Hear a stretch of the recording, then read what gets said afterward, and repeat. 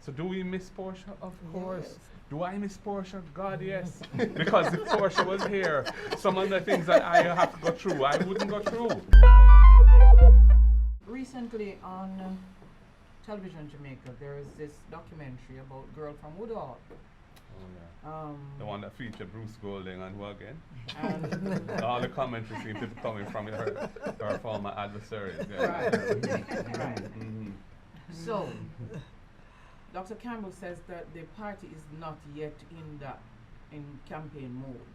You know, when you get into that mode, that the numbers are going to change.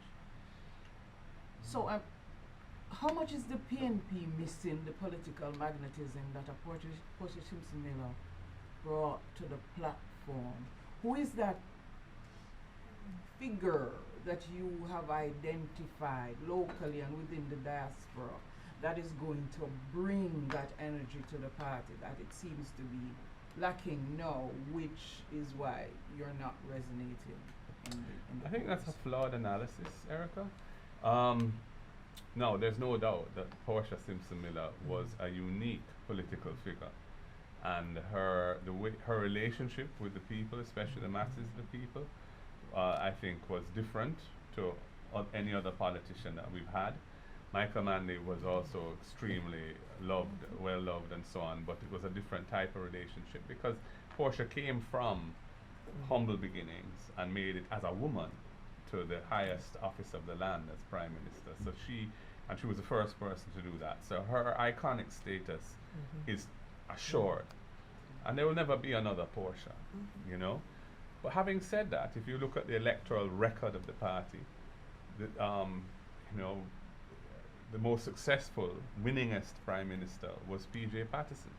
P.J. Patterson had a very different profile to Portia. His charisma was very different to Portia.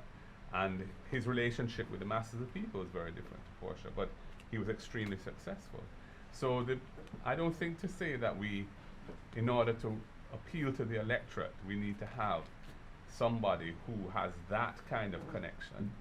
You know, I can tell you that even on the ground, I am well received by people. People are always happy to see me and and embrace me. And many people didn't know me. I haven't been in this thing for the duration of time. When Portia became leader of the PNP in 2006, remember she had been a councillor from 1974. She had been in electoral politics from then. I have been in electoral politics since 2017, and I became leader in 2020.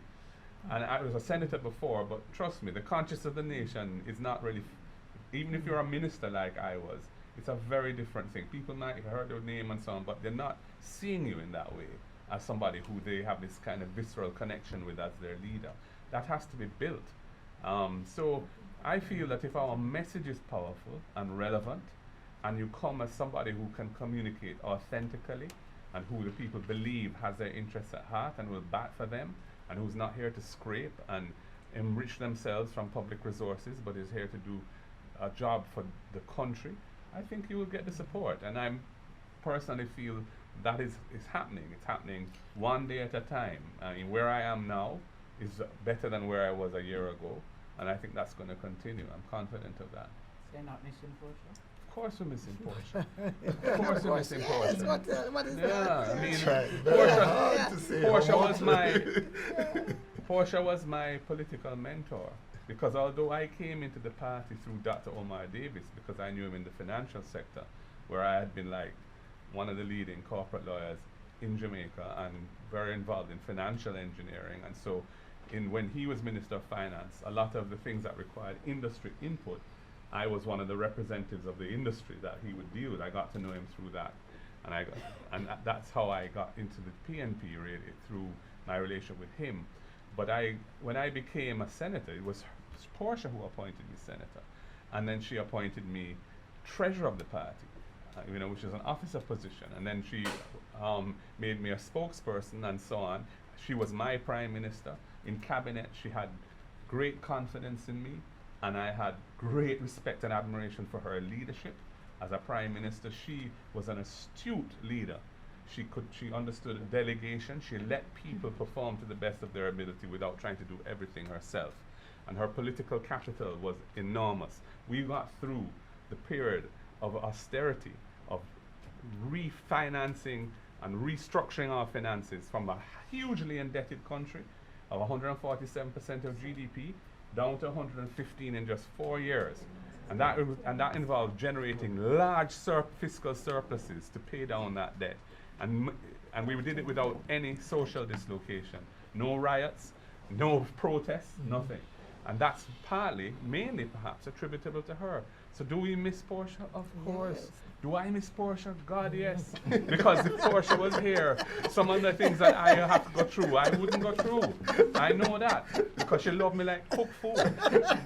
But, but it is what it is.